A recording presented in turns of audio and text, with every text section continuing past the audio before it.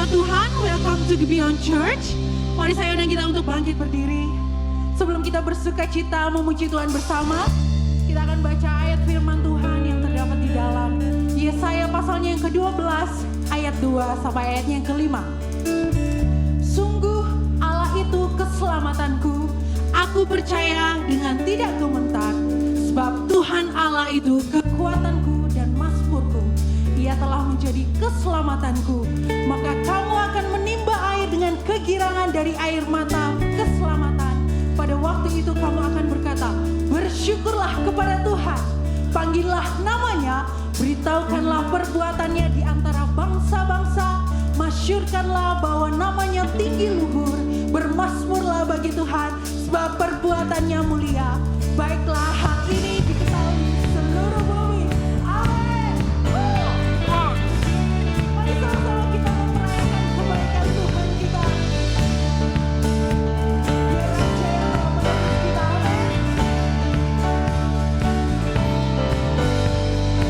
Doakanlah Raja, domba di tahtanya, dengarlah suara pujian berkumandang lebar. Bangunlah jiwaku, bersorak dan puji Kristus yang mati gantiku selama-lamanya. Haleluya.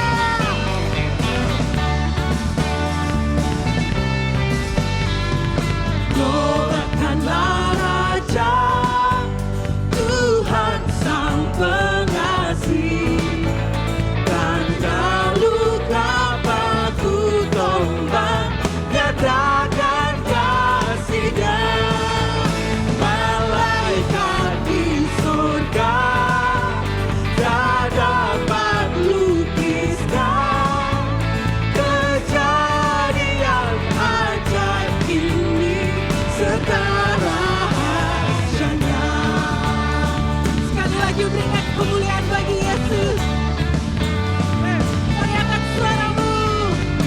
Doakanlah Raja, Tuhan kehidupan, yang mengalahkan kuasa maut dan menyelamatkanku. Pujilah padanya dan segala rahmat-Nya, dan matiku menebusku, beri hidup kepadanya. Ya Raja segala raja yang menebus kita dari maut.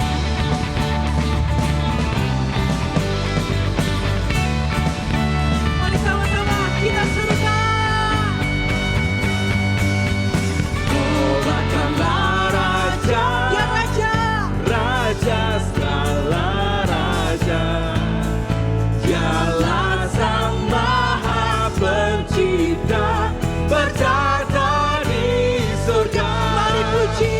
Puji Dia penebus Amin. yang mati bagiku.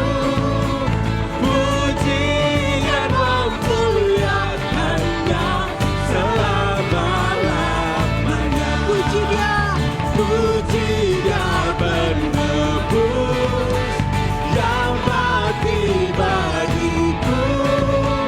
Puji dan memuliakannya selama-lamanya. Berikan kemuliaan bagi Yesus. Thank you, Lord. Angkat suaramu lebih lagi. Agungkan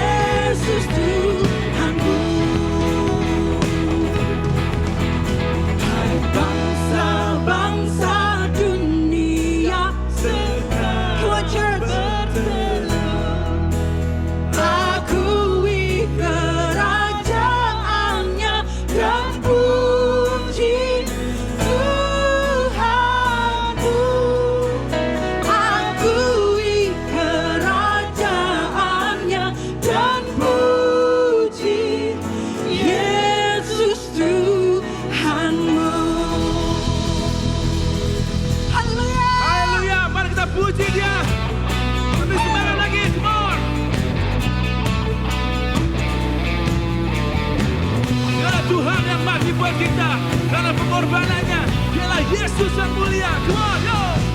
Woo.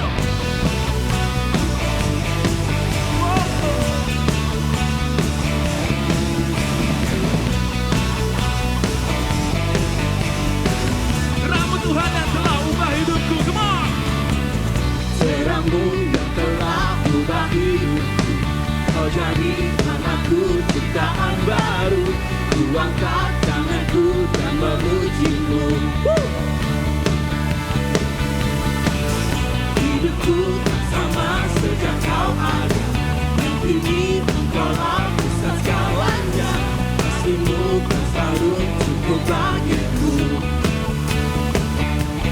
Keagunganmu, Keagunganmu, kedahsyatanmu terpancar dari indahnya dunia. Segala yang ada telah kau ciptakan, karyamu sungguh tiada tandanya.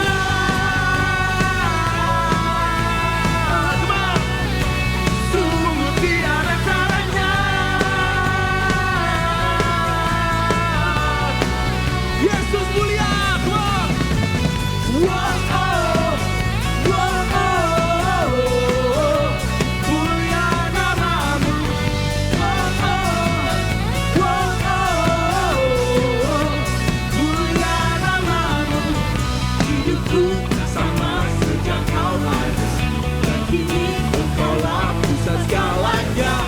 Kasihmu kan selalu cukup bagiku. Keagunganmu Tuhan. Keagunganmu, kedahsyatanmu terpancar dari indahnya dunia.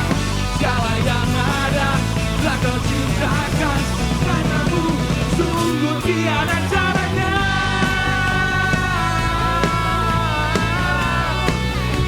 Sungguh tiada caranya.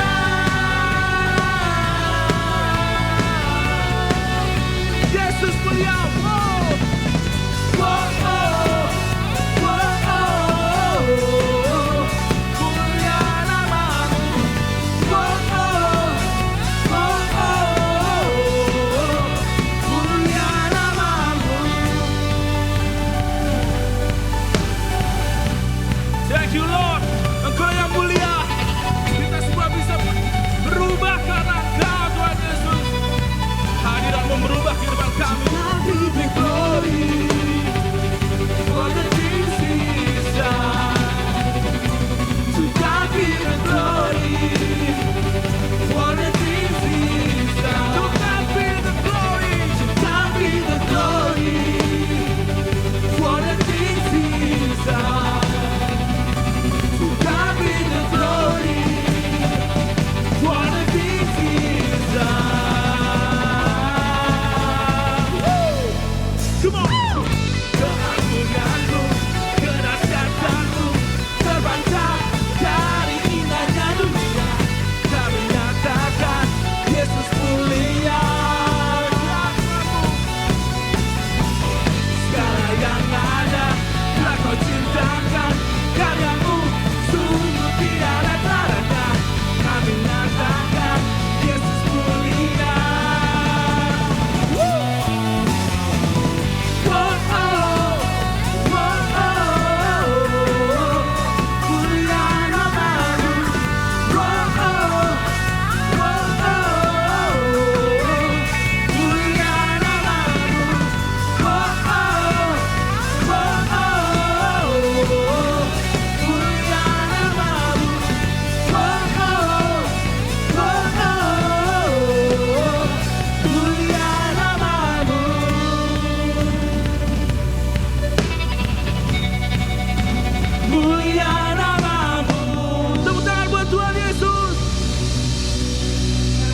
Tepuk tangan sorak-sorai bagi Tuhan Yesus kita.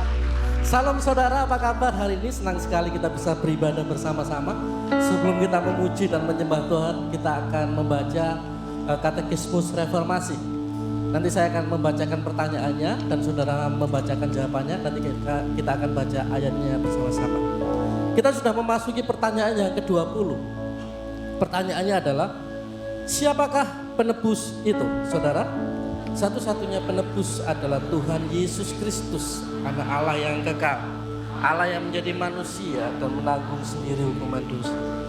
Kita baca 1 Timotius pasal 2 ayat yang kelima. Karena Allah itu Esa, dan Esa pula Dia yang menjadi pengantara antara Allah dan manusia, yaitu manusia Kristus Yesus. Silakan duduk kembali. Saudara, saat kita bicara penebus, maka itu berkaitan dengan keselamatan. Banyak sekali agama-agama yang memiliki sebuah konsep keselamatan yang berbeda-beda. Ada yang mengatakan pada saat saya melakukan perbuatan baik, maka Allah mengampuni dosaku dan pada waktu itu Allah akan membawa saya masuk ke dalam surga. Ada juga yang mengatakan kalau aku melakukan perintah-perintah agama, maka Allah akan mengampuni aku dan aku masuk ke dalam surga. Banyak sekali konsep tentang keselamatan di dalam dunia ini, di dalam agama-agama ini. Yang intinya adalah pada waktu mereka ingin mendapatkan keselamatan, mereka berusaha dengan kekuatannya sendiri, mereka berusaha dengan usahanya sendiri untuk menggapai Allah yang maha besar. Tetapi di kekristenan berbeda. Kekristenan percaya bahwa manusia itu tidak akan pernah bisa mencapai Allah. Manusia itu tidak akan pernah bisa diselamatkan dengan usahanya, dengan kekuatannya, tidak akan pernah bisa. Kenapa? Karena dosa bukan bicara tentang aktivitas, tetapi dosa berbicara tentang natur kita. Pada waktu manusia jatuh di dalam dosa, natur kita adalah pendosa. Kekristenan percaya bahwa yang bisa menyelamatkan kita itu adalah Allah, bukan manusia. Dan kita di sini percaya bahwa penebus satu-satunya itu adalah Yesus Kristus. Amin. Yesus Kristus, kenapa Dia bisa menebus kita? Kenapa Dia bisa menjadi penebus? Karena Yesus adalah Allah. Dia Sang Firman yang bersama-sama dengan Allah. Dia kekal, sehakikat dengan Allah. Dia ada sebelum segala zaman ada. Dan Sang Firman itu menjadi manusia, berinkarnasi menjadi manusia. 100% Allah, 100% manusia. Sehingga Dia bisa menjadi pengantara kita dengan Allah. Kemudian apa yang dilakukan penebus itu dalam hidup kita? Saudara, Yesus sebagai penebus yang sejati, Dia mengembalikan nilai kita. Dia mengembalikan harga kita. Kita yang dulu adalah pendosa, sekarang dikembalikan menjadi kebenarannya Allah. Dengan cara apa? Dengan cara Dia mati di kayu salib untuk menebus dosa kita. Dengan cara Dia menggantikan kita. Dan dengan cara Dia mati, menjalani kematian yang seharusnya Dia tidak terima. Dia mencurahkan segalanya buat kita, supaya Dia bisa menjadi penebus kita. Wow, ini adalah kebenaran yang luar biasa, yang berbeda dengan agama-agama yang di luar kita. Saya ingat kalau di perjanjian lama, Allah menyelamatkan bangsa Israel dari perbudakan Mesir. Allah membawa bangsa Israel ke tanah perjanjian. Tetapi di perjanjian baru, Yesus Sang Penebus, Dia membebaskan kita dari belenggu dosa. Yesus Sang Penebus, Dia menggapai tangan kita. Yesus Sang Penebus, Dia menyatukan kita dengan Allah. Dan itulah kenapa Yesus disebut Sang Penebus satu-satunya. Amin. Mari kita berdoa, saudara, kita semua bangkit berdiri. Saya beri waktu buat kita semuanya untuk kita sadar, untuk kita bertobat hari ini. Mungkin kita tidak menghargai sepenuhnya apa yang dilakukan Yesus kepada kita. Mungkin kita masih mengandalkan kekuatan kita untuk kita memperoleh keselamatan itu. Mari kita bertobat hari ini. Kalau kita masih menaruh Yesus di belakang kita atau di hal-hal yang tidak utama.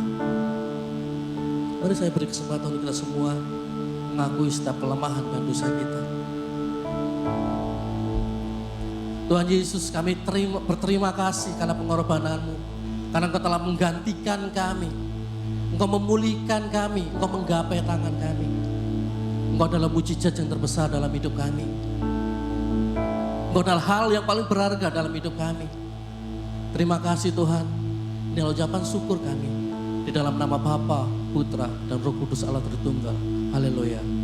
Amin. Kita akan menyanyikan lagu baru yang berjudul My Word Is Not In My Own. Lagu ini begitu indah. Kita akan menyanyikan dalam bahasa Indonesia. Biarlah pujian ini semakin menguatkan iman kita.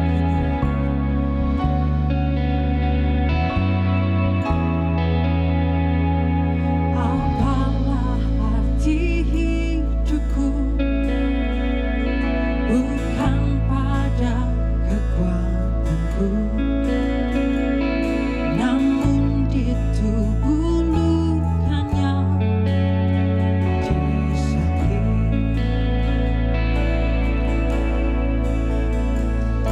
Bukan di kuat gagahku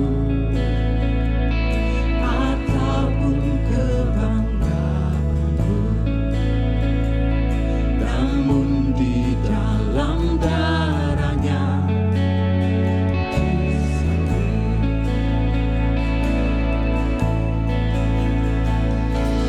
Bersukakan menebusku, dialah harta hasrat jiwaku. Percaya hanya padanya, puas yang sempurna dalam Kristus. Mari kita mau angkat pujian ini bersama-sama. Seperti bunga cepat sirna, dunia tawarkan sempurna.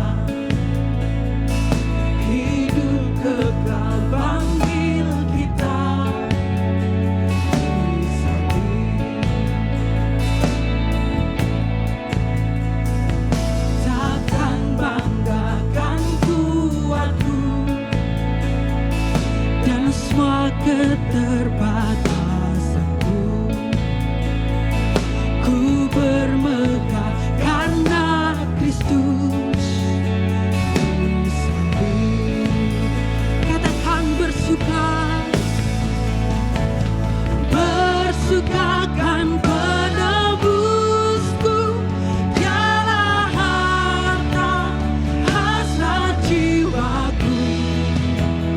Percaya hanya padanya, puas yang sempurna dalam Kristus. Bersukakan penebusku, dialah harta hasrat jiwaku.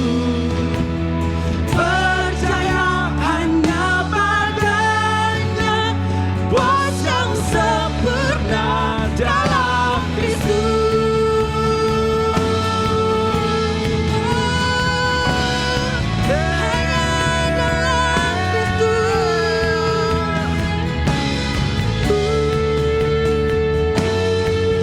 Hanya di dalam Tuhan kami merasa penuh.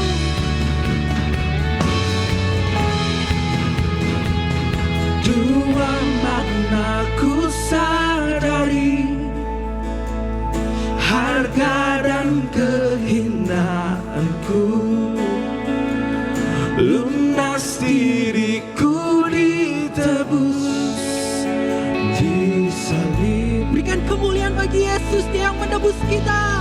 Katakan bersuka. Bersukakan penebusku, dialah harta hasrat jiwaku. Percaya hanya padanya, puas yang sempurna dalam Kristus. Oh bersuka, bersukakan penebusku, dialah harta hasrat jiwaku. Percaya hanya padanya, puas yang sempurna dalam Kristus. Puas yang sempurna dalam Kristus. Puas yang sempurna dalam Kristus. Besar kasih-Mu Tuhan di dalam kehidupan kami. Segala pengorbanan-Mu membuat kami lebih percaya Tuhan bahwa Engkau adalah Tuhan Yesus yang menebus kami dan membebaskan kami dari dosa. Tuhan Yesus adalah penebus kami. Besar mulia kasih-Mu, Kau korbankan hidupmu, curahkan darah-Mu sebagai ganti dosaku. Kau berikan harapan di dalam kesesakan. Agunglah perbuatan-Mu, Yesus Tuhan penebusku. Karena kasih-Mu yang selamatkanku, menyucikan dan menebus hidupku. Ku naikkan syukur buat pengorbanan-Mu, Maha mulia dan terindah Kau, Yesus.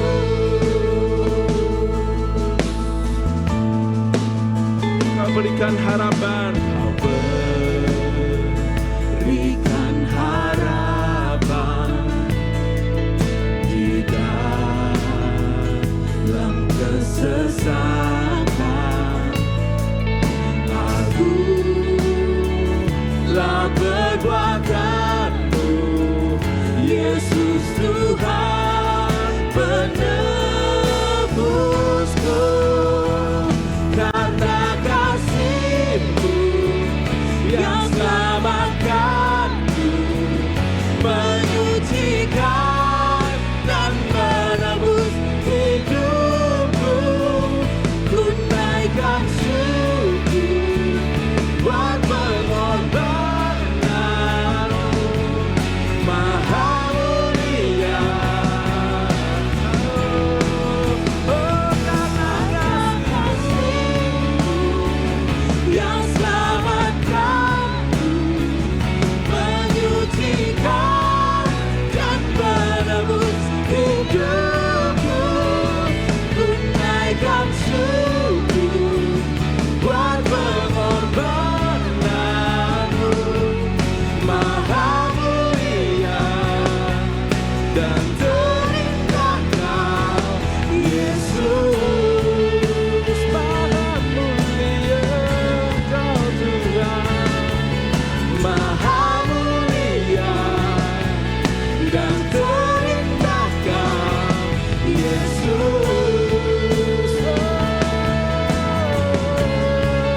Maha mulia dan terindah Kau, Yesus. terima kasih Tuhan. Engkau yang maha mulia dan terindah di dalam kehidupan kami Tuhan Yesus. Berkatilah dan sertailah kami Tuhan. Kami orang yang berdosa dan tidak layak menerima semua kasih karunia-Mu ini, tapi Engkau melayakkan kami Tuhan Yesus melalui karya salib-Mu dan penebusan-Mu, melalui curahan darah-Mu Tuhan Yesus, lewat karya salib-Mu. Terima kasih Tuhan. Sebentar lagi kami akan mendengarkan firman-Mu. Sertailah dan bimbinglah kami dalam Roh Kudus-Mu, supaya kami dari hari ke hari benar-benar mengerti dan paham karya kasih-Mu dapat kami limpahkan bersama-sama dengan keluarga kami, orang-orang sekitar kami. Semuanya kami serahkan ke dalam tangan kuasa-Mu ya Bapa. Haleluya. Amin. Jemaat dipersilakan duduk kembali. Tiba saatnya kita diberi kesempatan untuk memberikan persembahan. Anda dapat memberi dengan cara mentransfer ke rekening gereja yang kami cantumkan atau dengan cara scan QR Code melalui aplikasi-aplikasi yang ada di samping saya. Segala informasi yang dibutuhkan untuk memberi ada di kartu informasi Ways to Give di kursi Anda masing-masing saat Anda datang tadi. Kami juga menyediakan amplop yang dapat Anda pakai untuk memberi secara tunai, lalu dapat Anda masukkan ke dalam kotak persembahan saat Anda meninggalkan tempat ini nanti. Kita memberi bukan supaya kita diberkati, tetapi kita memberi karena kita sudah diberkati berlimpah-limpah. Sebelum memberi, mari sama-sama kita berdoa. Tuhan, terima kasih buat anugerah yang Kau berikan kepada kami. Terima kasih untuk setiap kesehatan kami, usaha kami, pekerjaan kami. Untuk anugerah yang luar biasa, yaitu anugerah keselamatan yang telah Engkau berikan kepada kami. Dan saatnya kami akan memberikan persembahan Tuhan. Bila persembahan yang kami persembahkan ini, biar Engkau pakai untuk kemuliaan nama-Mu, untuk pemberitaan Injil-Mu, sehingga orang-orang dapat mendengar kabar baik tentang keselamatan. Terima kasih, dengan segala sukacita kami siap untuk memberi di dalam nama Bapa, Putra, dan Roh Kudus Allah Tritunggal. Haleluya. Amin. Selamat memberi, Tuhan Yesus memberkati.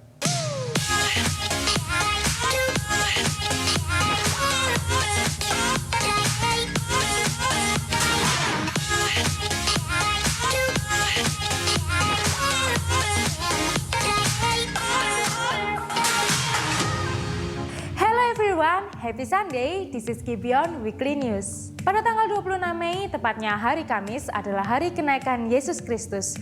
Join us dalam ibadah online kenaikan Yesus Kristus yang dapat Anda ikuti mulai pukul 8 pagi. Ibadah ini dapat diikuti melalui YouTube Gibeon Church Surabaya. Minggu depan kita akan memasuki sermon series Hikmat Amsal melalui lensa Injil minggu ke-7. Bagi Anda yang melewatkan di minggu sebelumnya, Anda dapat mengunjungi podcast Spotify kami di Gibeon Church Surabaya atau YouTube Gibeon Church Surabaya untuk mendengarkannya kembali. Bagi Anda yang ingin mengetahui informasi mengenai care group, kelas doktrin kekristenan, baptisan air, dan penyerahan anak, kunjungi Connect Booth kami setelah ibadah selesai. Di sana Anda bisa bertemu dengan para leaders dan pastor di Gibeon Church. I'll see you there. Sekian informasi untuk minggu ini. Happy Sunday and enjoy the sermon.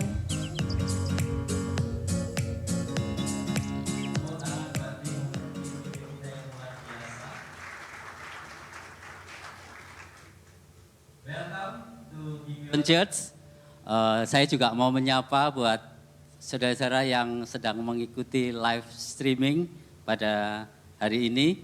Saudara, minggu ini kita skip dulu sermon series Hikmat Amsal, dan hari ini kita akan dilayani oleh seorang hamba Tuhan dari GKI Pregolan Bunder ya. Saudara pasti sudah tidak asing lagi ya. Hamba Tuhan ini juga terlibat aktif di dalam pelayanan penginjilan dan apologetika. Sebab itu tidak perpanjang waktu, saya persilakan saudara bangkit berdiri. Kita kasih sambutan yang hangat buat pembicara kita, Bapak Evangelis Joy Mane.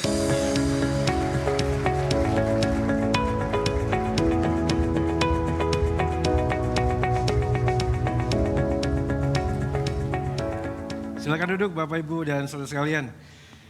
Puji Tuhan, puji Tuhan. Hari ini kita bisa beribadah kembali.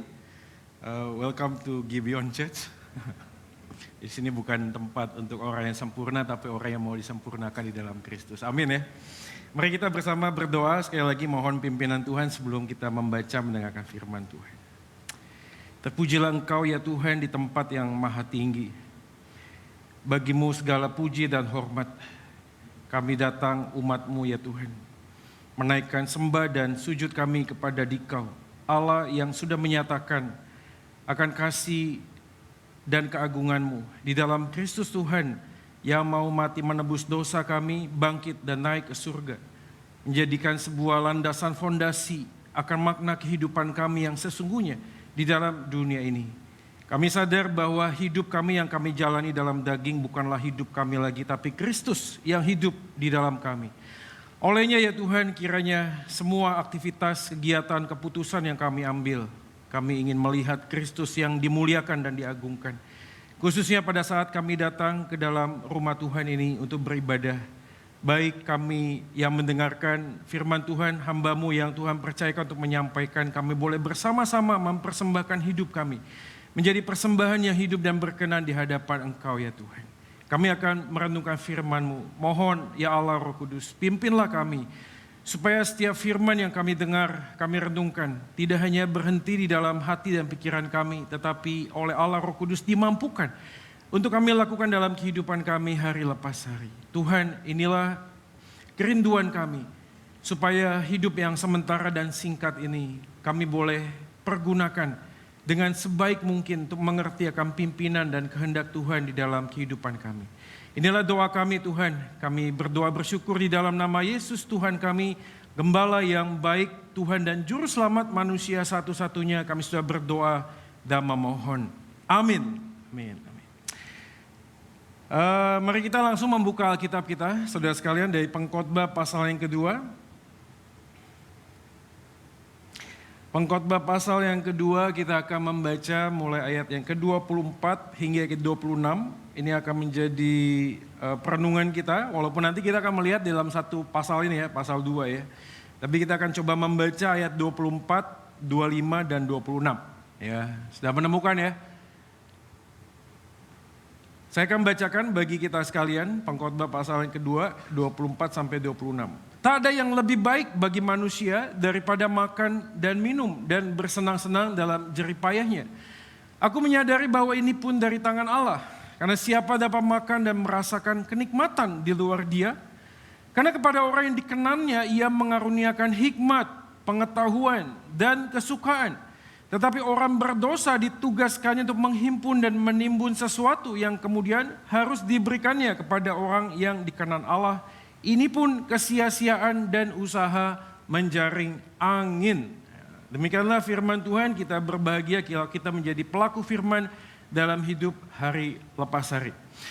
Nah, hari ini kita akan belajar tentang sebuah tema. Temanya agak tricky ya, yaitu memahami arti kata cukup di dalam kehidupan kita. Arti kata cukup. Ya, saya tahu setiap kita juga sudah familiar dengan kata cukup. Tapi sebenarnya kata cukup adalah sebuah kata yang sangat sulit untuk bisa dipahami dan dimengerti. Ya, saya akan memulainya dengan sebuah kejadian di luar negeri. Pada saat itu ada seminar apologetika. Dan bicara tentang meaning of life. Ya, arti hidup. Nah, setelah sekian panjang penjelasan dari pembicara, ya, pemberi materi, lalu masuk ke dalam sebuah sesi Q&A, tanya jawab. Ya, setelah banyak tanya jawab, akhirnya satu orang berdiri. Dan dia tidak bertanya, tapi hanya menunjukkan sebuah statement. Dan dia mengatakan adalah, life is meaningless. Hidup itu tidak ada artinya. Lalu sang pembicara apologetika itu sambil tersenyum mengatakan kepada bapak tersebut, "Sir, can you repeat your sentences one more again?" Bolehkah engkau mengulang kembali kalimat itu? Life is meaningless. Hidup tidak ada artinya. Lalu sang pembicara mengatakan, if life is not so meaningless, kalau hidup tidak ada artinya, lalu untuk apa kalimat yang engkau sampaikan? Karena kalimat yang engkau sampaikan tidak ada artinya. Kalau engkau mengatakan hidup itu tidak ada artinya. Saudara menangkap nggak sih sebenarnya? Kalau hidup itu tidak ada artinya, maka setiap keputusan, setiap kalimat, setiap tindakan, setiap kata-kata yang kita sampaikan tidak ada artinya. Karena hidup tidak ada artinya. Ini hal yang sama seperti waktu kita ngomong adalah menjadi orang penting itu nggak penting. Kalau menjadi orang penting itu nggak penting, ngapain juga diomongin, betul nggak sih? Kalau memang tidak penting jadi orang penting, ya nggak usah dibahas. Kenapa saya memulainya dengan pemahaman ini? Karena waktu kita memikirkan tentang sebuah tema, yaitu apakah cukup itu kita pahami, maka pada saat yang sama kita berasumsi bahwa kita tidak cukup memahami arti kata cukup. Benar gak sih? Kalau kita udah cukup paham gak usah dibahas. Kita doa penutup aja. Tapi karena tema ini memahami ulang arti kata cukup. Karena kita sadar bahwa sebenarnya ada hal yang tidak cukup kita pahami. Maka kita perlu memikirkan tentang arti kata cukup. Mungkin Anda sudah menduga khotbah saya ujung-ujungnya adalah begini. Ya memang karena semua hal sudah dicukupkan di dalam Kristus. Betul nggak? Maka Jesus is more than enough for me. Maka Yesus sudah cukup daripadaku. Setelah itu selesai. Tapi pertanyaannya tidak sesederhana itu saudara sekalian. Kalau memang kita sudah cukup untuk materi, yes. Tapi pertanyaannya mengapa Anda datang hari ini? Apakah Anda merasa sudah cukup mengenal Tuhan? Come on. Udah cukup mengenal Tuhan? Cukup? Enggak cukup kan? Apakah Anda sudah merasa cukup membaca firman? Belum kan? Jadi kalau kita ngomong tentang arti kata cukup, apakah cukup itu sendiri, itu kita pahami sehingga pada satu bagian kita bisa ngomong cukup di dalam Tuhan.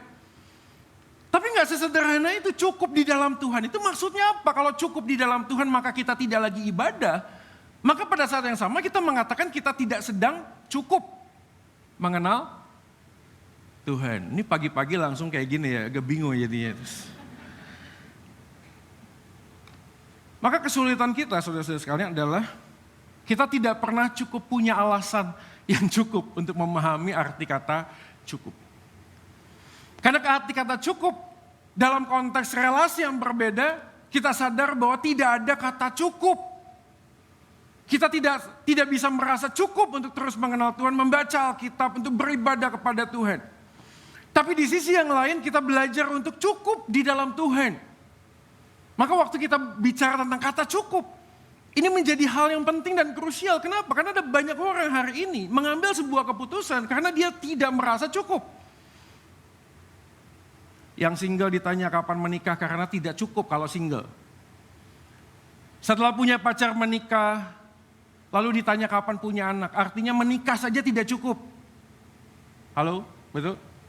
Setelah punya anak satu ditanya kapan punya anak dua, berarti punya anak satu tidak cukup. Setelah punya anak dua dikatakan kalau bisa ada adiknya lagi supaya kalau anaknya berantem ada penengah. Jadi dua pun tidak cukup. Lalu setelah anak-anak beranjak dewasa kita ditanya kapan mantu. Berarti punya anak 3 pun masih belum cukup. Karena harus anak-anak ini menikah. Setelah menikah ditanya kapan punya cucu. Artinya setelah menikah pun anak-anak kita tidak cukup. Membutuhkan cucu. Setelah punya cucu ditanya lagi kan berapa cucunya? 2? Kurang dong. 3? Jadi dalam bagian tertentu kita sangat sulit untuk memahami arti kata cukup. Oleh karena itu apakah tema mengapa tidak merasa cukup ini bertentangan dengan Alkitab? Loh kok bisa begitu? Seperti yang saya mention di awal. Tuhan pernah menegur orang yang dikasih talenta 1 lalu menguburnya kan? Dan Tuhan memuji orang yang punya talenta 2 menjadi 4, 4 jadi 8. Artinya kalau ada sebuah akselerasi dari 2 jadi 4, artinya dia harus belajar untuk merasa tidak cukup dengan 2. Dia harus eksplorasi diri, dia harus menemukan panggilan Tuhan yang lainnya. Betul gak sih? Kalau kita ngomong tentang tenses di dalam Alkitab, ada banyak present tense. Artinya sesuatu yang dilakukan berulang-ulang. Dan iman Kristen pun secara filosofi itu digambarkan seperti anak kecil yang sedang mengayuh sepeda. Anda harus terus mengayuh, karena waktu Anda berhenti mengayuh, Anda jatuh. Jadi tidak ada istilahnya kita flat, stagnan. Iman Kristen terus bertumbuh. Karena dia bertumbuh berarti harus ada rasa tidak cukup dengan apa yang ada sekarang. Betul nggak? Kita harus terus eksplorasi diri. Makanya mengapa tidak merasa cukup ini penting untuk dibahas. Karena gampang sekali ngomong Jesus is more than enough for me. Yesus itu adalah sudah lebih cukup daripadaku. Aku tidak membutuhkan apapun lagi karena sudah ada Yesus yang mati menebus dosaku. Tapi pemahaman kata cukup yang sebet hanya bagian itu. Kita tidak akan pernah bertumbuh saudara-saudara. Desmond Doss. Oh ya, filmnya yang dibuatkan film Hacksaw Ridge. Kalau Bapak Ibu nanti belum nonton bisa nonton nih dari kisah nyata. Ada seorang yang pengen kontribusi kepada bangsanya menjadi tentara tapi nggak mau ngebunuh orang. Sehingga terjadilah sebuah ketegangan di sana ketika Desmond Doss tidak mau mengangkat senjata. Lalu apa yang dilakukan oleh Desmond Doss? Dia justru pengen menyelamatkan orang yang terluka akibat perang.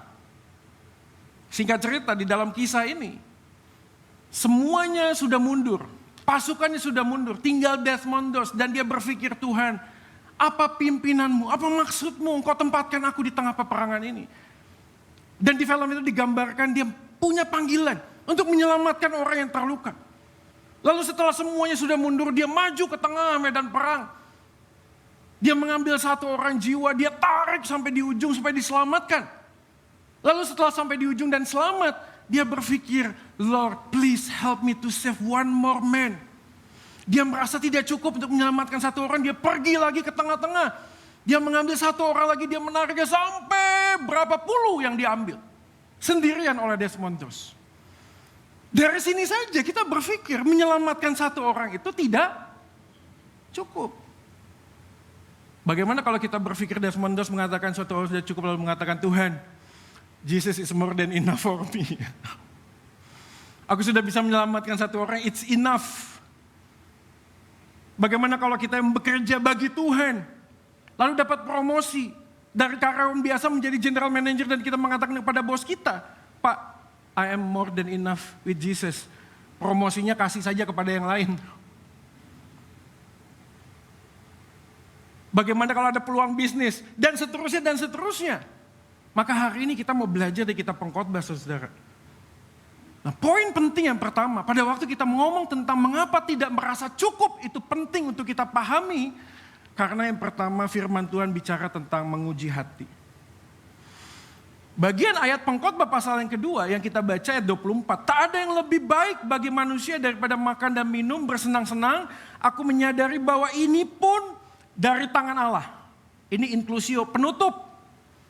Menuju kepada sebuah pembahasan yang Pengkhotbah sudah katakan di awal jauh di atas di ayat 1. Yuk kita lihat ayat 1. Apakah yang Salomo katakan di sana? Aku berkata dalam hati, mari aku hendak menguji kegirangan. Sebelum masuk ayat 24 dan mengatakan semua kesenangan yang kita dapatkan dari jerih payah kita. Salomo tidak langsung tiba-tiba masuk ke sana, tetapi masuk di ayat pertama, dia mengatakan, aku berkata dalam hati, aku hendak menguji. Saudara sekalian, kata ini sangat penting. Karena kata ini di dalam Brown Driver Briggs, sebuah kamus, mengatakan bahwa kata menguji bukan hanya sekedar menguji, tetapi juga membutuhkan standar untuk sebuah pembuktian, saudara-saudara. Dan standar itulah yang menunjukkan bahwa bukti tersebut fully accomplished dan kita bisa pegang sebagai sebuah kesimpulan. Maka tidak aneh kalau Anda membaca kitab Pengkhotbah, ini adalah satu bagian kitab yang dituliskan oleh Salomo di penghujung kehidupannya kan. Anda masih ingat bukan? Ada 3 kitab yang ditulis, Canticles, Kidung Agung, Proverbs, Amsal. Dan yang ketiga adalah kitab Pengkhotbah. Rentetan peristiwa dalam masa hidupnya. Dan kata yang menarik adalah ketika bahasa Ibrani itu menggunakan huruf atau kata awal sebagai sebuah judul, kalau di dalam bahasa Indonesianya Pengkhotbah. Tapi dalam bahasa Ibraninya dipakai kata kohelet, yang akar katanya adalah kahal. Apa itu kahal? Kahal artinya mengumpulkan seperti kita hari ini. Mengumpulkan banyak orang. Maka Jerome sama Bapak Gereja mengubah bagian ini menjadi kata eklesiastes. Kata yang sama di dalam bahasa Yunani, eklesia, perkumpulan, persekutuan. Jadi kalau menarik ke bagian ini, Pengkhotbah seakan-akan mengatakan, kahal, aku mengumpulkan banyak orang. Dan ayat 1, aku menguji hati, dan apa yang dia uji, dia tawarkan tesisnya kepada banyak orang. Kahal, dia kumpulkan banyak orang. Seakan-akan dia mengatakan, aku punya pendapat ini. Aku sudah menguji apa yang menjadi perjalanan hidupku. Yang kujalani hari lepas hari dari Canticles, dari Proverbs, dari Amsal, hikmat yang sangat luar biasa dengan semua kekayaan. Bahkan Alkitab mengatakan tidak ada satu orang pun yang lebih hebat daripada Salomo. Tapi di akhir hidupnya dia mengajak banyak orang untuk apa? Untuk menguji dan bicara tentang apa yang ku alami, apa yang ku sudah dapatkan. Apakah engkau bisa mendebatnya? Kahal. Dan ujian terhadap apa yang dilakukan oleh Pengkhotbah ini menunjukkan kepada kita, mari aku ingin menguji apa yang diuji oleh Pengkhotbah. Nanti kita akan lihat. Tapi yang jauh lebih penting adalah waktu kita ngomong tentang apakah kita merasa cukup. Bapak Ibu sekalian, pernahkah Anda mengambil sebuah waktu, momen sebentar untuk menguji hati? Apakah apa yang aku akan putuskan? Apa yang akan aku jalani dalam kehidupan ini? Aku sudah menguji hati. Karena kata menguji sebenarnya terkait dengan 3 hal. Yaitu sebuah nilai evaluasi, introspeksi, dan refleksi. Apa sih? Evaluasi adalah menemukan sebuah masalah terhadap sebuah kebenaran.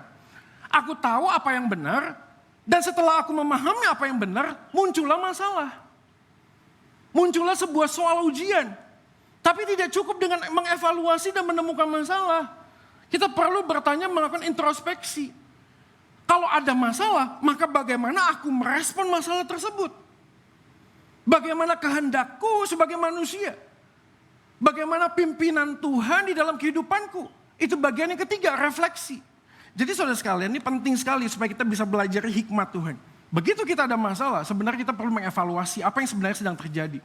Apa itu bisnis, keluarga, sebenarnya apa yang terjadi sih? Setelah kita menemukan masalahnya, menguji hati artinya membuat sebuah introspeksi. Di dalam semua masalah, bagianku di mana? Apakah aku sebagai papa, aku jarang ada di rumah?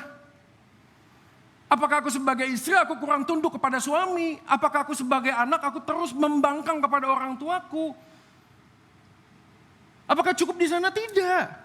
Setelah menemukan evaluasi dan introspeksi diri, kita perlu masuk dalam bagian yang ketiga, yaitu menguji hati dalam konteks refleksi ke atas. Nah, banyak orang itu berhenti di evaluasi. Tahu ada masalah, tahu. Tahu yang benar, tahu. Lakukan introspeksi? No. Dia ada di sana terus kok. Dia sudah tahu masalahnya. Dia tahu dirinya yang salah mungkin. Dia tahu siapa yang salah mungkin. Tapi dia tetap ada di sana. Kenapa? Karena tidak masuk dalam tahap yang ketiga. Refleksi kepada Tuhan dan bertanya, Tuhan, apa maumu sih kalau ini semuanya terjadi dalam hidupku? Apa pimpinanmu? Apa kehendakmu? Apa yang engkau ingin nyatakan di dalam keluargaku, di dalam bisnisku? Maka the big problem di dalam kehidupan kita adalah ini, saudara. Kelewat. Kejatuhan yang kita alami bukanlah karena kita tidak tahu apa yang benar. Tapi karena kita tidak mau tahu apa yang benar.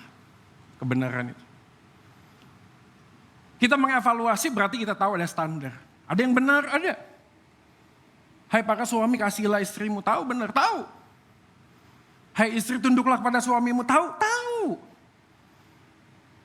Karena kita tidak melakukannya, muncullah masalah. Evaluasi muncul, saya kurang ketundukan. Setelah mengintrospeksi, wah sadar, iya ya kebanyakan ke mall nih. Kebanyakan minta duit sama suami, mungkin begitu ya. Oh iya, aku lupa, aku harusnya hadir di dalam rumah. Aku harusnya mimpin anak-anakku untuk belajar firman Tuhan. Tahu nggak masalahnya? Tahu. Tapi kita berhenti di dalam pengetahuan tentang apa yang salah dan yang benar. Tapi kita tidak punya refleksi, mengambil sebuah keputusan untuk bertanya, Tuhan, aku tahu aku ini tidak mampu melakukannya. That's the gospel of Christ.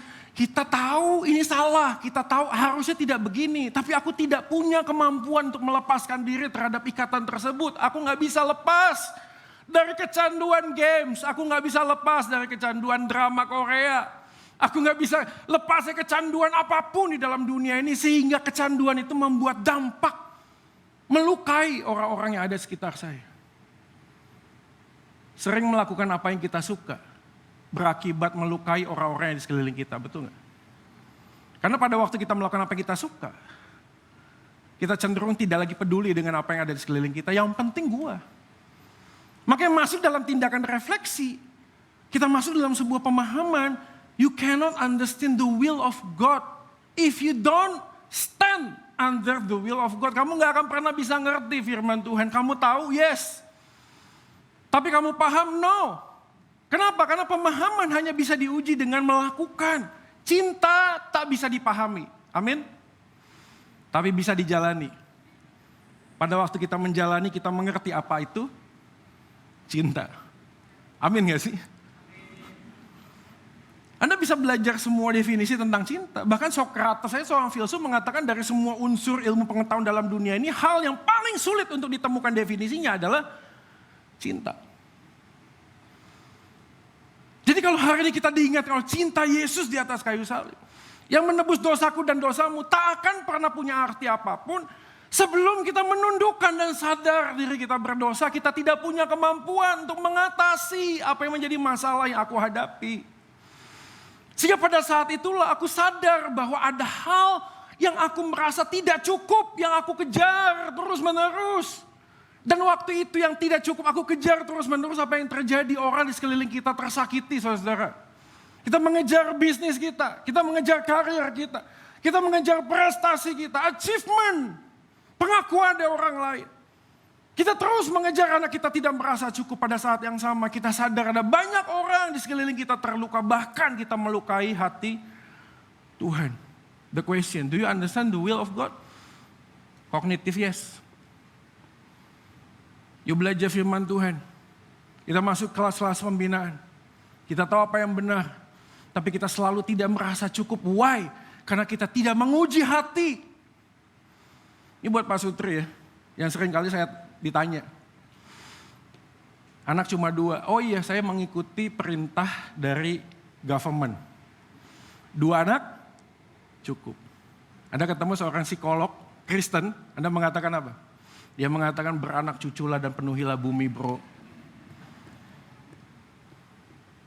2 cukup? 3? Saya 3 nih, 3. Ada yang 5 ya? 5. Ada yang mimpi punya 5. Terus sih banyak Pak Sutri kan gelisah hari ini ya. Karena begitu gandeng anak 1, kapan punya anak 2? Bahkan ada satu orang jemaat saya, nama anaknya yang pertama Matthew. Dan kita sering joke, minimal 4. Kenapa? Setelah Matthew, Mark. Setelah Mark, Luke. Setelah Luke, John. Tapi kalau kita ngomong tentang the fifth gospel kan, Injil yang kelima yaitu hidup kita, berarti harus ada yang kelima, nama kita sendiri. Gelisah. Kenapa kita tidak merasa cukup? Karena kita tidak masuk dalam sebuah refleksi aku dan Tuhan. Aku hanya membandingkan diriku dengan orang lain. Kenapa kita tidak merasa cukup? Karena kecukupan berkaitan dengan 2 hal, yaitu panggilan tujuan hidup kita. Yang kedua adalah talenta yang Tuhan percayakan kepada kita.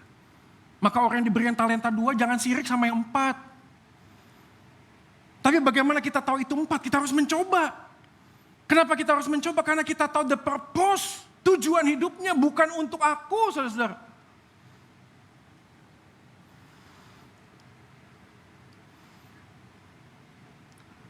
Ujian, lah salah ya. Mundurnya gimana ya? Oh ini tadi ya, oke.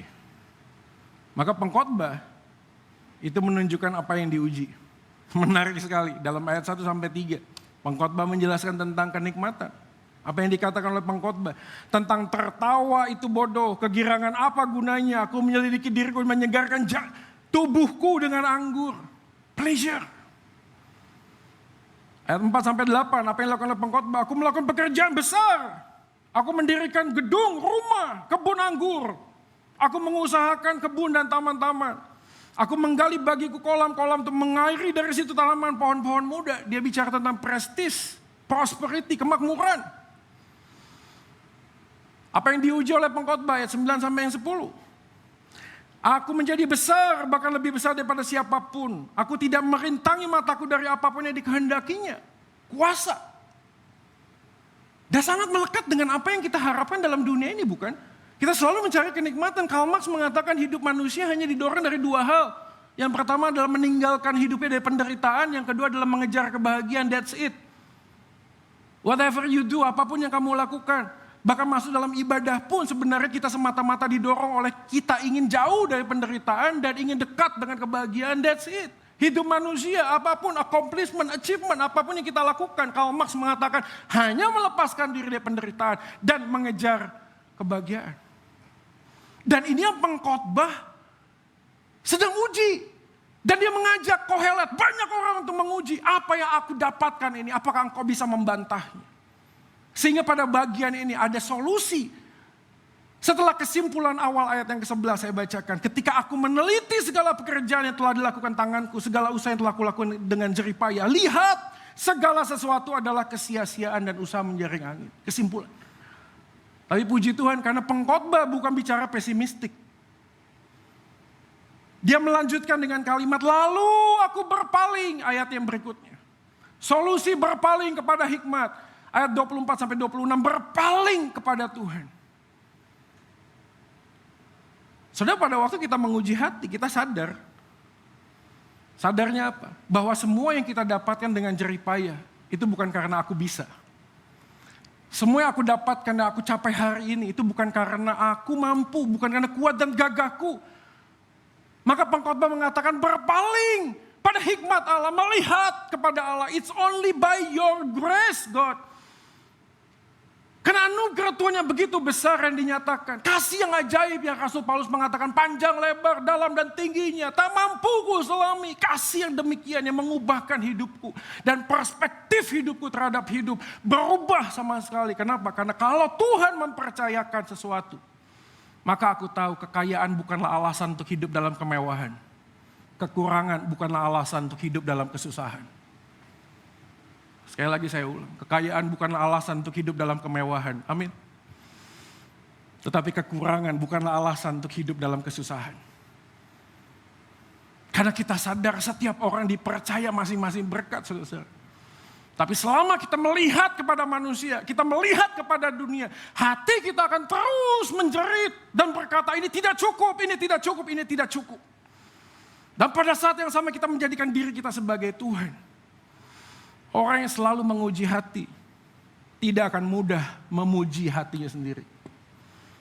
Orang yang selalu menguji hati,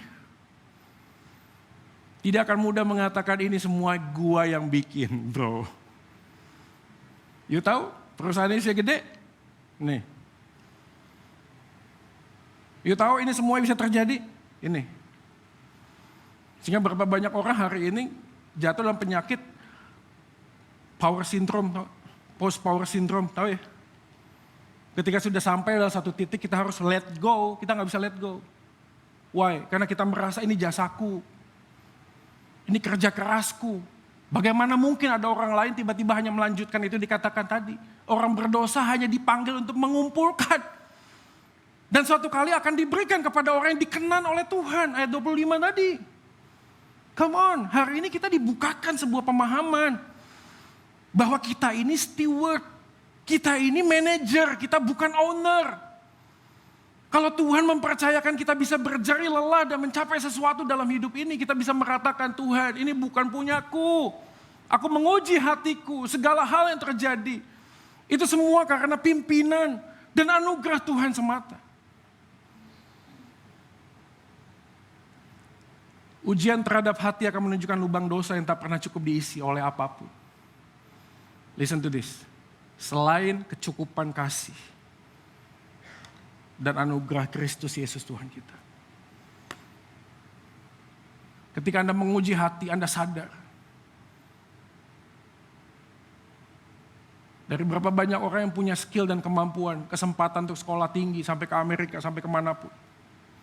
Tapi gak banyak orang yang berhasil, you know? Halo? Berapa banyak orang hari ini yang berjerih lelah 1 kali 24 jam. Bekerja lebih banyak, lebih gigih, lebih tekun. Tapi mungkin hasilnya tidak seberapa seperti yang Anda dapatkan hari ini. Atau mungkin sebaliknya. Anda sudah berjerih lelah, bekerja keras. Tapi Anda hanya mendapatkan sedikit lalu Anda bertanya kepada Tuhan, Tuhan kenapa? Saudara sekalian, kadang-kadang kita hanya minta penjelasan kepada Tuhan tapi lupa minta pimpinan Tuhan dalam hidup kita. Kadang kita nggak perlu minta penjelasan Tuhan kenapa, nggak usah. Satu hal yang kita minta sama Tuhan, Tuhan kasih pimpinanmu. All I wanna do is trust and obey. That's it. Percaya dan taat. Aku sudah bekerja lebih keras. Dibandingkan dengan ABC aku bekerja lebih keras. Tapi aku menghasilkan hanya sedikit. Kita terus merasa tidak pernah cukup. Why? Karena kita melihat manusia, bukan melihat Tuhan.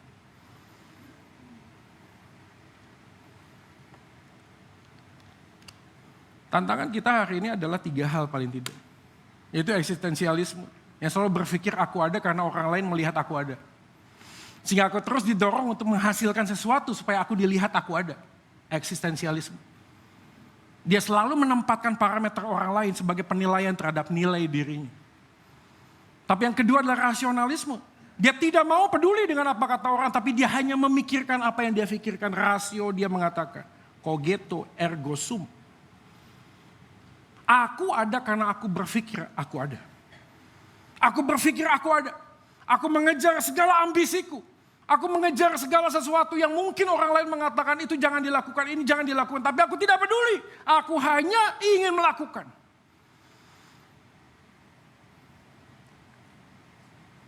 Satu orang ngomong sama saya, Kak Joy. Seandainya saya waktu itu dengar apa kata orang ya. Mungkin hari ini saya nggak kehilangan ratusan M. Karena ikut robot trading. Ada sih orang-orang yang mengatakan ini. Kayaknya ini chatnya nggak beres deh. Ini nggak jelas deh. Berapa banyak hari ini orang yang ngelihat aplikasinya koin Lunatera jeblok 99, sekian persen. Dari harganya 1, sekian juta, sekarang harganya 300 perak. Nggak tahu, saya 100, 200, siapa yang ikut? Angkat tangan.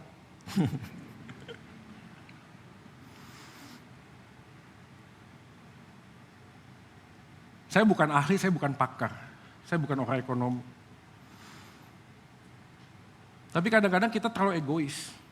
Bagaimana mungkin kita mau peka mendengarkan suara Tuhan yang tidak kelihatan, kalau suara manusia yang kelihatan aja kita nggak mau peka, guys. Halo? Rasionalisme. Hanya berpikir apa yang aku ingin pikirkan. Apa yang ingin aku capai. Sehingga aku menutup telinga dengan banyak orang yang mengatakan jangan. Tantangan kita bukan hanya eksistensialisme. Bukan cuma rasionalisme, tapi psikologisme yang menunjukkan tentang rasa nyaman, saudara-saudara. Dan berapa banyak hari ini keputusan yang diambil berdasarkan rasa nyaman. Berapa banyak anak muda hari ini memilih untuk menikahi seseorang karena dia merasa nyaman dengan orang tersebut. Come on. Sebelum Anda merasa aman dalam pelukan Tuhan, jangan pernah merasa nyaman dipeluk oleh seseorang.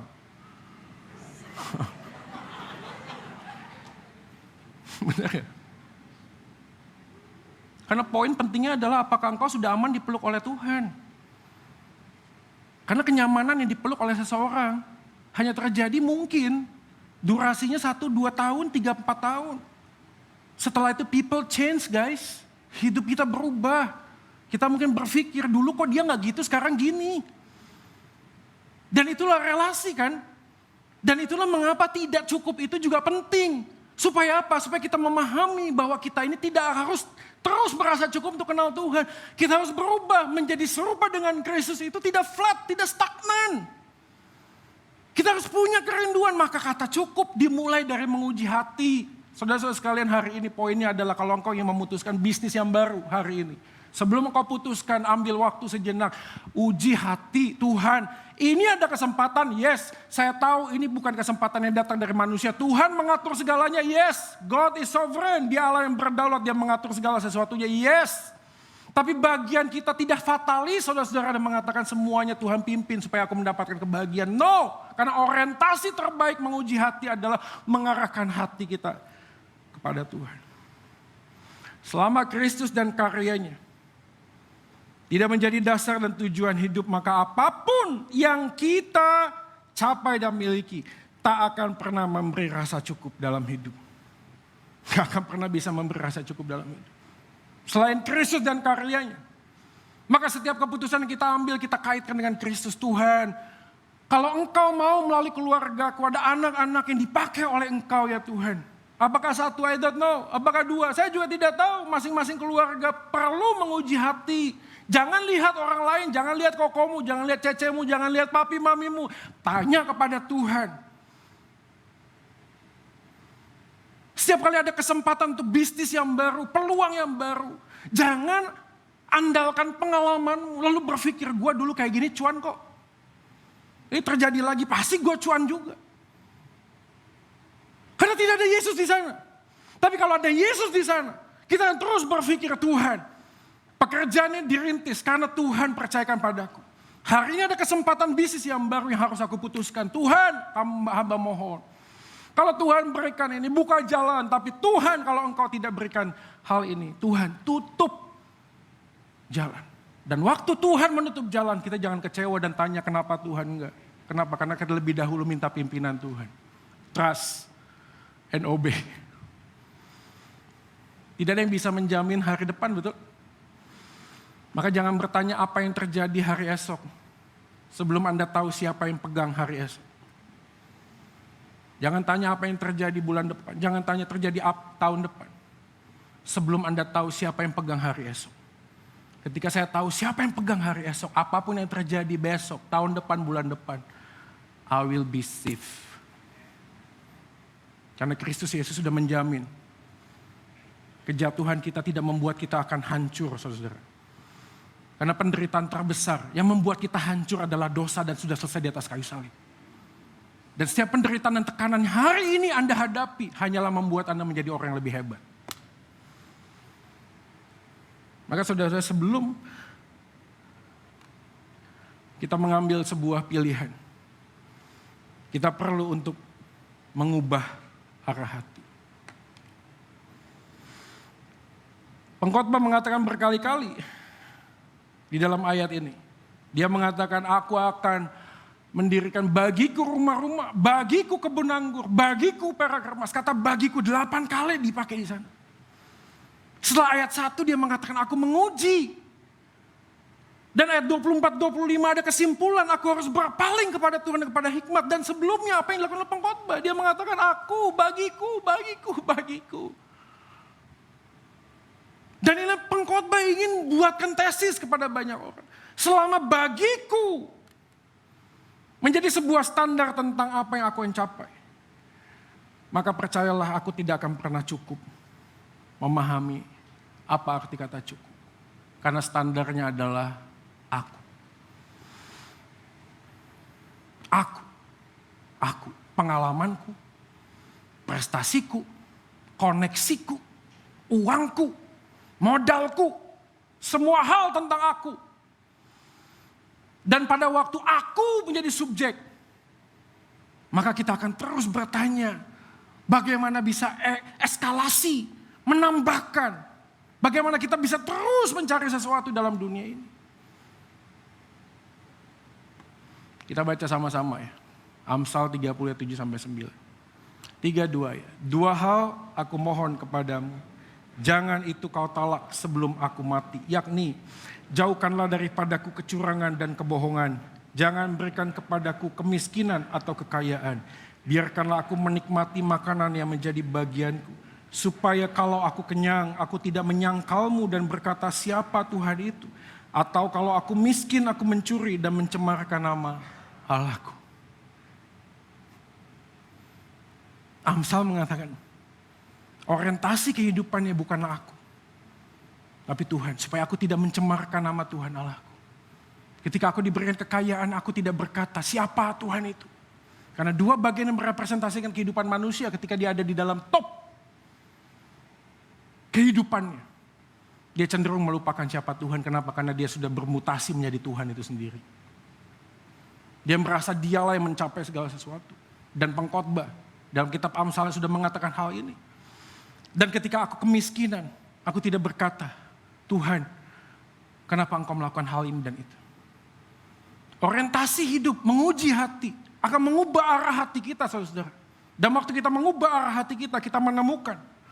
Seperti yang Tim Keller katakan, sin is not simply doing the bad things. It is putting good things in the place of God. Dosa bukanlah hanya sekedar perbuatan jahat yang aku dan engkau lakukan, saudara-saudara. Dosa adalah menempatkan hal yang baik. Apa yang baik? Pekerjaan baik, yes. Keluarga baik, iya. Pelayanan baik, yes. Khotbah baik, iya. Tapi ketika hal yang baik itu ditaruh di tempat yang harusnya Tuhan ada, itu dosa.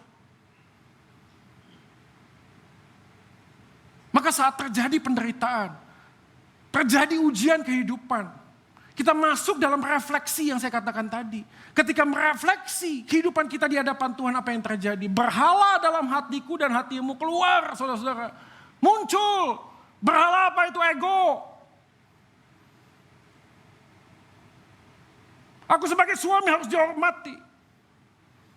Dan ketika anak-anak kita membangkang tidak taat kepada apa yang kita katakan, kita marah. Kemarahan kita pun tidak punya arti apapun. Kenapa? Karena kita mau eksekusi ego kita, saudara. Saya butuh rasa hormat. Pernikahan kita menjadi berantakan. Karena tidak lagi Yesus yang menjadi pusat sentral kehidupan. Yang menjadi pusat sentral kehidupan nama baik. Jadi pusat sentral kehidupan nama papa mama kita. Kita tidak mau mempermalukan mereka. Itu baik, yes. Tapi itu kalau tempat di mana harusnya Tuhan ada. Itu menjadi dosa. Pelayanan kita adalah hal yang baik. Tapi hati-hati ketika pelayanan itu ditempatkan di tempat yang harusnya Tuhan ada. Itu menjadi dosa. The solution is not simply to change our behavior. Solusinya bukan mengubah tingkah laku. Tapi memutar balikan orientasi kehidupan. Mengubah arah hati, saudara. Karena kita terjebak, karena kita berpikir ini hal yang baik. Betul gak sih? Pilihan dari yang jahat dan yang baik gampang milihnya, betul gak? Tapi milih yang terbaik dari yang baik-baik. Sulit gak? Dan karena kita diperhadapkan. Dan kita terus bertanya, bertanyanya apa? Loh, keputusan ini kan tidak melukai orang lain. Keputusan ini kan tidak membuat orang lain terluka. Keputusan ini kan tidak membuat menyakiti orang lain. Kita selalu berpikir begitu. Kita berpikir hal yang baik, tapi kita lupa bahwa pada waktu hal yang baik kita tempatkan di tempat yang harusnya Tuhan ada. Kita justru sedang berbuat dosa. Maka kata Yunani dari pertobatan metanoia. Anda tahu metanoia? Metanoia adalah perubahan nous akal budi. Banyak orang bertanya akal budi dan hati apa bedanya? J.P. Moreland mengatakan, esensi dari pikiran dan hati adalah imateri, tidak nampak. Maka dia buat analogi seperti sebuah air yang bisa liquid, tapi juga bisa jadi es batu. Tapi esensinya sama. Pikiran dan hati, esensinya sama. Memutarbalikkan arah hati kita berarti memutarbalikkan cara berpikir kita tentang hidup. Ikhlas melepaskan apapun yang menghalangi kita untuk bisa semakin dekat dengan Tuhan. Menunjukkan rasa cukup kita di dalam Tuhan. Gak gampang sih saya tahu. Kita suka berkata ini hakku. Ini bagianku. Saya harus fight. Tidak ada yang salah dengan fight sih. Perjuangkan. Tapi dalam satu bagian tertentu kita uji hati. Jangan-jangan karena apa yang aku sedang cari, apa yang aku sedang paksakan. Hal itu justru bukan menempatkan Yesus sebagai pusat kehidupan. Pak Joy, saya tanya, gimana kalau ada orang yang hutang sama saya, Pak? Saya berhak tagih? Halo, berhak tagih? Iyalah, hakku kok. Tapi kadang-kala Tuhan berkata beda. Tuhan berkata karena hutang yang orang lain lakukan kepadamu, spiritual hidupmu tidak growth malah semakin turun. Perhatikan kalimat ini. Mungkin Tuhan sedang berkata, I will let go. I will let go. Suatu kali saya diundang sebuah seminar.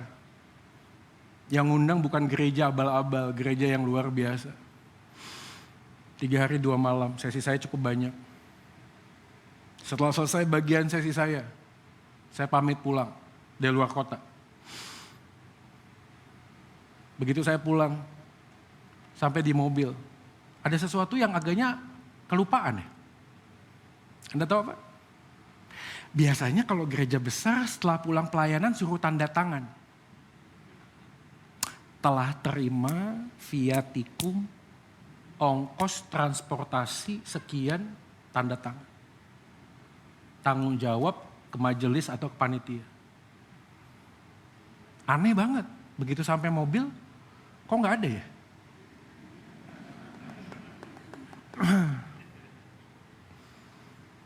Jalan aja deh, jalan. Mungkin 1 jam lagi dia baru ingat. Dan berharap telepon berbunyi. Celakanya sampai rumah 2 jam sekian, telepon tidak bunyi-bunyi. Oh, mungkin nanti waktu rapat evaluasi. Kan acara gede. Harus ada rapat evaluasi. Waktu rapat evaluasi pertanggungjawaban pemasukan dan pengeluaran. Baru ketahuan. Nanti saja tunggu. 2 hari, 3 hari, 4 hari, 1 minggu. Nggak ada yang telepon. Ada yang telepon. Ini saya jujur ngomong kepada saudara sekalian. Hati saya terganggu. Dan sejak saat itu saya bertanya kepada Tuhan, Tuhan, ada berhala dalam hatiku. Ada berhala dalam hatiku. Dan saya menangis, bertobat kepada Tuhan. Dan berkata, Tuhan ampuni hamba-Mu. Karena mungkin secara sadar atau tidak sadar. Biasa atau tidak biasa. Dijadikan alasan. Ketika pelayanan. Ada sesuatu yang ingin dicapai. Dicari. Hancur saudara. Hancur. Tapi pengalaman itu membuat saya lega. I let go. 1 bulan kemudian telepon berbunyi.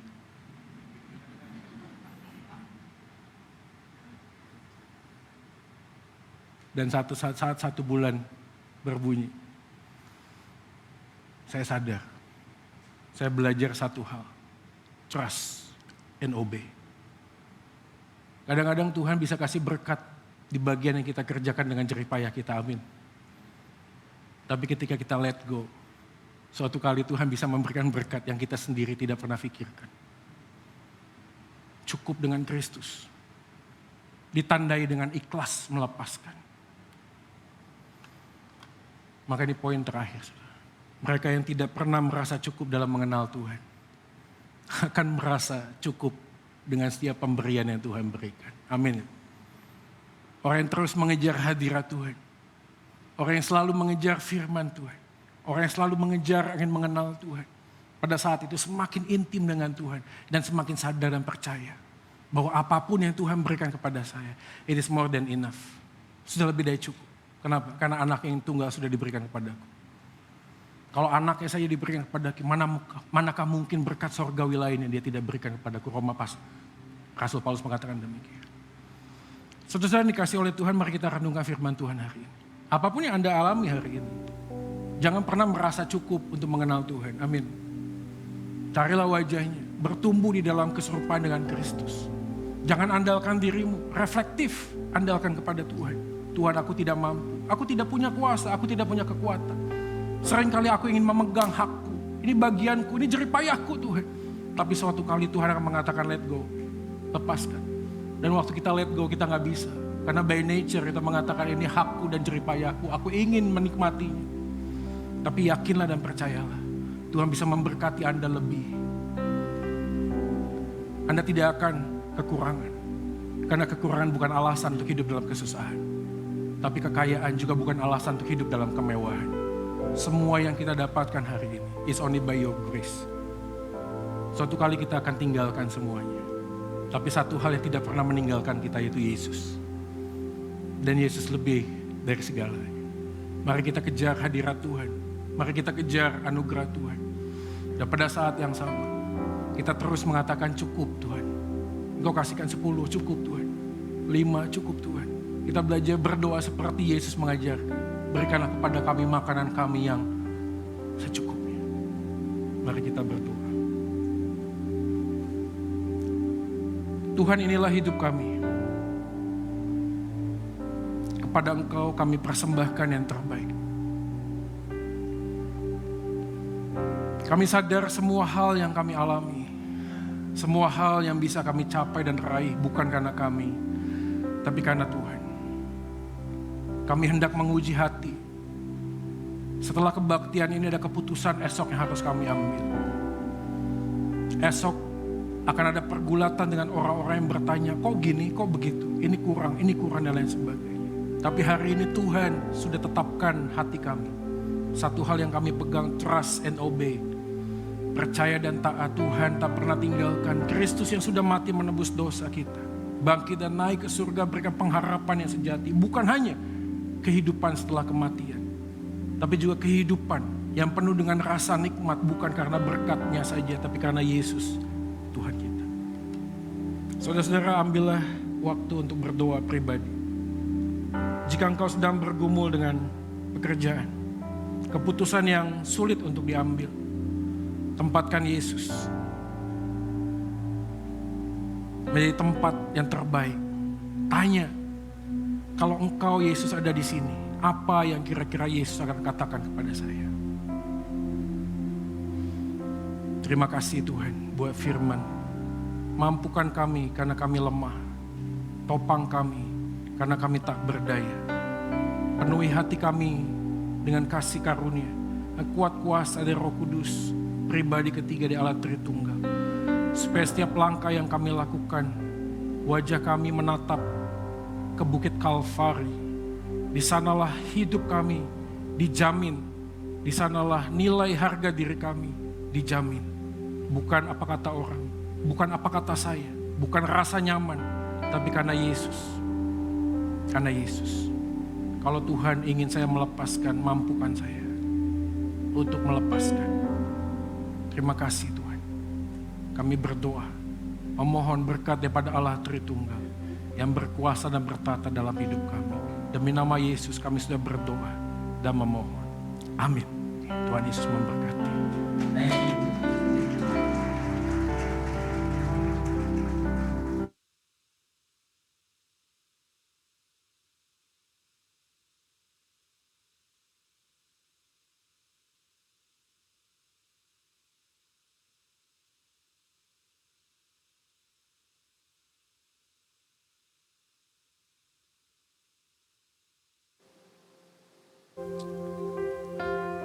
Mari arahkan hati dan tangan kita pada Tuhan dan terimalah berkat-Nya. Tuhan memberkati engkau dan melindungi engkau. Tuhan menyinari engkau dengan wajah-Nya dan memberi engkau kasih karunia. Tuhan menghadapkan wajah-Nya kepadamu dan memberi engkau damai sejahtera. Kiranya berkat dari Allah Bapa, kasih setia dari Tuhan kita Yesus Kristus, dan persekutuan yang manis dari Allah Roh Kudus menyertai, meneguhkan, dan memampukan kita untuk menghidupi firman-Nya. Mulai hari ini sampai selama-lamanya. Di dalam nama Tuhan Yesus yang percaya sama-sama katakan amin. God bless you. Silakan.